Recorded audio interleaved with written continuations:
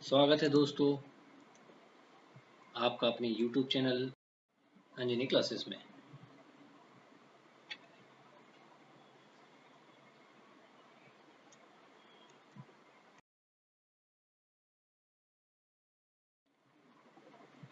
आज के इस वीडियो में मैं आपको सिखाने वाला हूँ रिसीट एंड पेमेंट अकाउंट किस तरीके से तैयार किया जाता है, उसका फॉर्मेट किस तरीके से बनाते हैं वो मैं आपको बताने वाला हूँ। तो इस वीडियो को आप ध्यान से देखिएगा और इस वीडियो को पूरा देखिएगा ताकि आपको रिसीट एंड पेमेंट अकाउंट समझ में आए। शुरू करते हैं। सबसे पहले हमें उस ऑर्गेनाइजेशन, उस सोसाइटी या उस क्लब का नाम हमें यहाँ मेंशन करना होगा जिसके लिए हम रिसीट एंड पेमेंट अकाउंट बनाने वाले हैं। उसके बाद हमें फिर यहाँ रिसीट एंड पेमेंट अकाउंट लिखना होगा और फॉर द ईयर एंडेड लिखना होगा। अगर कैलेंडर ईयर है तो 31 दिसंबर और अगर फाइनेंशियल ईयर है तो 31 मार्च के साथ हमें वहाँ ईयर मेंशन करना होगा। उसके बाद हमें सिंपल फॉर्मेट बनाना होगा। यहाँ पर जो डेबिट साइड है वो कहलाएगा रिसीट और जो क्रेडिट साइड है वो कहलाएगा पेमेंट।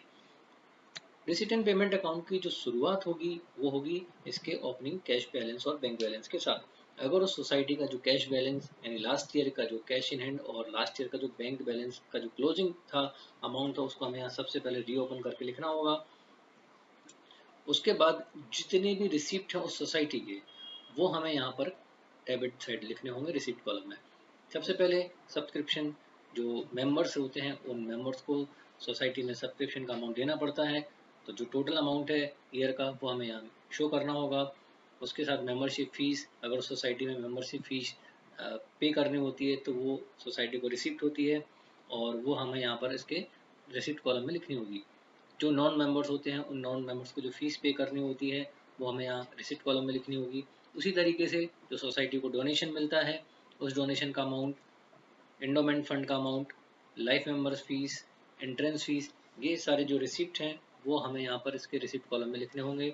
साथ ही गवर्नमेंट की तरफ से अगर कुछ ग्रांट या सब्सिडी वगैरह मिलती है वो हमें यहाँ पर इसके रिसिप्ट कॉलम में शो करनी होगी। अगर सोसाइटी ने फिक्स डिपॉजिट किया है तो उस फिक्स डिपॉजिट पर मिलने वाला इंटरेस्ट हमें यहाँ रिसिप्ट कॉलम में लिखना होगा।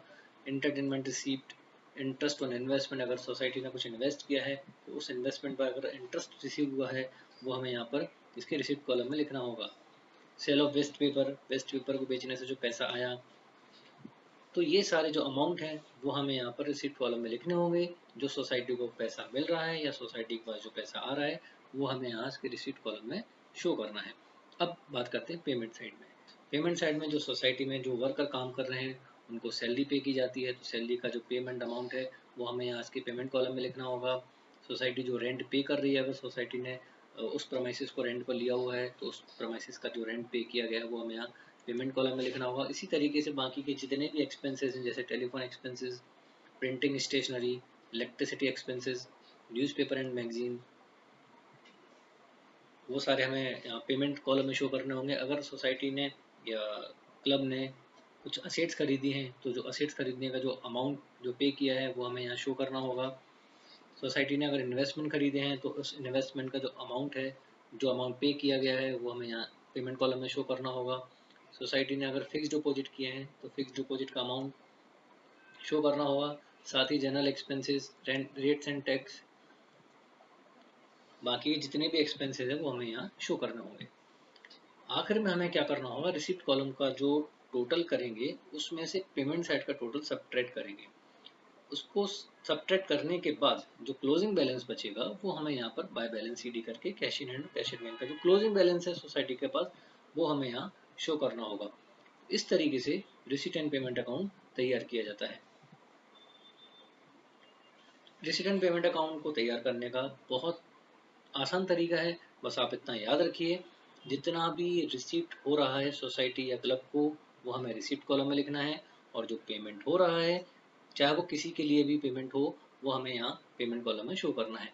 एक बात और याद रखनी होगी आपको कि जो अमाउंट इस करंट ईयर में रिसीव्ड हुआ है चाहे वो लास्ट ईयर का हो या नेक्स्ट ईयर का हो वो हमें शो करना है। चाहे वो पेमेंट पिछले साल का हो, करंट ईयर का हो या नेक्स्ट ईयर का, जो अमाउंट हमने इस ईयर में पे किया है वो हमें यहाँ पर शो करना है। तो बस आपको सिर्फ इतना सा कंसेप्ट याद रखना है, जो अमाउंट रिसीव हो रहा है रिसीप्ट कॉलम में लिखिए, जो पेमेंट हो रहा है वो पेमेंट कॉलम में लिखिए। इस ईयर में जो अमाउंट रिसीव हुआ है वो लिखना है और इस ईयर में जो अमाउंट एक्चुअल पे हुआ है हमें वो लिखना है। याद रखिएगा इसमें क्रेडिट ट्रांजेक्शन नहीं लिखे जाते हैं। इस तरीके से रिसिट एंड पेमेंट अकाउंट तैयार होता है।